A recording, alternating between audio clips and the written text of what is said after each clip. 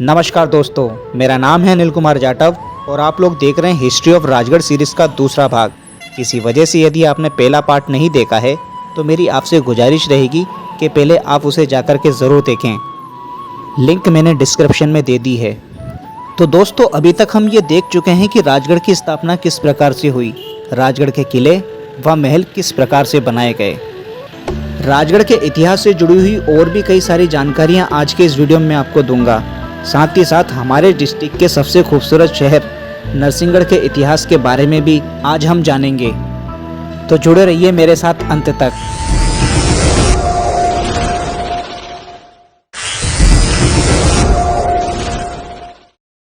तो शुरू करते हैं। 1640 में राजगढ़ की स्थापना के बाद राजगढ़ रियासत पे कई राजा आए और गए, जैसे कि राजा मोहन सिंह जिन्होंने राजगढ़ की स्थापना की। उनके बाद गद्दी मिली उनके बेटे अमर सिंह को। फिर उसके बाद समय के साथ साथ नरपत सिंह, जगत सिंह, हमीर सिंह जैसे 1790 तक कई राजा आए। जिस प्रकार से आज जिला, संभाग तथा राज्य के अंतर्गत आता है, ठीक उसी प्रकार से पहले रियासतें भी किसी बड़े साम्राज्य के अंतर्गत आती थीं। जैसे कि 14वीं और 15वीं शताब्दी में राजगढ़ मालवा राज्य के अंतर्गत आता था, जिस पर मुस्लिम राजवंश के सुल्तान खिलजियों का राज था। देखिए, मैं दिल्ली सल्तनत के अलाउद्दीन खिलजी की बात नहीं कर रहा हूँ, मैं बात कर रहा हूँ 15वीं शताब्दी में जो मालवा पे राजवंश स्थापित था खिलजी नाम से, उसकी। हालांकि 13वीं शताब्दी में अलाउद्दीन खिलजी ने मालवा के इस क्षेत्र को दिल्ली सल्तनत में मिला दिया था। साल था 1298।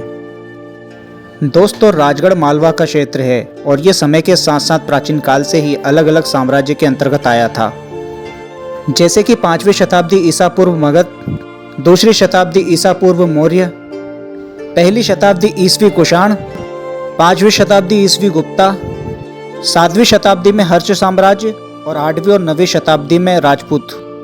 फिर दिल्ली सल्तनत और उसके बाद मुगल। 1707 ईस्वी सन में जब औरंगजेब की मृत्यु हुई, उसके बाद मुगल साम्राज्य टूटने और बिखरने लगा। तब साल 1715 में राजगढ़ मालवा के इस क्षेत्र को मराठा पेशवा बालाजी विश्वनाथ जी ने इसे मराठा साम्राज्य में मिला दिया। तो इस प्रकार से राजगढ़ मालवा के इस क्षेत्र पर मराठा ध्वज 1720 तक लहराने लगा।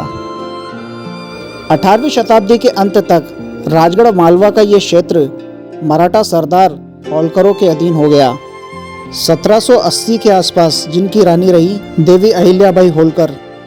तो दोस्तों, अभी तक हमने 1790 तक का इतिहास राजगढ़ का देख लिया है। इसके बाद के इतिहास की जानकारी भी मैं आपको आगे इस वीडियो में दूंगा, लेकिन उससे पहले अभी हाल फिलहाल हम बात कर लेते हैं हमारे जिले के सबसे खूबसूरत शहर नरसिंहगढ़ की, जिसे हमारे राजगढ़ जिले का कश्मीर भी कहा जाता है। तो वीडियो को पूरा अंत तक जरूर देखें। नरसिंहगढ़ का इतिहास भी राजगढ़ के जितना ही पुराना है। आज से 383 साल पहले, यानी कि साल 1640 में राजगढ़ नरेश रावत मोहन सिंह तथा उनकी माताजी सहित छोटे भाई का जब इस राजगढ़ की भूमि पर आगमन हुआ, तब नरसिंहगढ़ में भी भील तथा अन्य आदिवासी लोगों की बस्तियां थीं। इन बस्तियों की संख्या 250 से भी अधिक बताई जाती है। 1640 से लेके तो 1680 तक नरसिंहगढ़ राजगढ़ का ही हिस्सा रहा। ये राजगढ़ रियासत में ही आता था। साल 1681 में राजा मोहन सिंह तथा उनके छोटे भाई परशुराम सिंह में जब बंटवारा हुआ, तो साल 1681 में ये भूमि उनके छोटे भाई परशुराम सिंह को मिली। राजा परशुराम सिंह जी ने ही यहाँ पर किले तथा महल बनवाए, ठीक वैसे ही जैसे कि मोहन सिंह ने राजगढ़ में बनवाए थे। जी हाँ, ये वही जगह है जहाँ आज से सदियों पहले रियासत के राजे रजवाड़े रहते थे। इनकी खास बात ये थी कि ये किले पठारों की ऊंचाइयों पर बनवाते थे, ताकि दुश्मन इन तक बहुत ही ज़्यादा मुश्किलों का सामना करने के बाद पहुंचे। जिस किले को आप देख पा रहे हैं, ये 338 साल पुराना है। ये नरसिंहगढ़ का किला है। परशुराम जी भगवान विष्णु के अवतार नरसिंह के बहुत ही बड़े भक्त थे, इसलिए उन्होंने नरसिंहगढ़ में नरसिंह मंदिर भी बनवाया। भगवान नरसिंह के नाम पर ही इस शहर का नाम पड़ा नरसिंहगढ़। तो दोस्तों, हमने ये जान लिया है कि नरसिंहगढ़ की स्थापना किस प्रकार से हुई। आगे आने वाली वीडियो में मैं आपको नरसिंहगढ़ के इतिहास से जुड़ी बहुत ही महत्वपूर्ण बात बताऊंगा।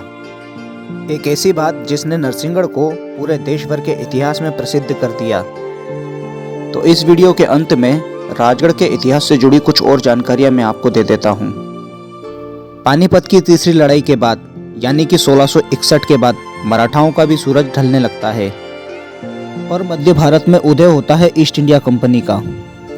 जी हाँ दोस्तों, साल 1818 में ईस्ट इंडिया कंपनी ने तीसरा आंग्ल मराठा युद्ध जीतकर मध्य भारत का ये क्षेत्र अपने अधीन कर लिया। इसके बाद अंग्रेजों ने मऊ, शाजापुर और राजगढ़ जिले के इस क्षेत्र पर अपनी सैनिक छावनियां बनाई। तो जब तक अंग्रेज भारत में रहे तब तक राजगढ़ का ये क्षेत्र प्रिंसली स्टेट रहा।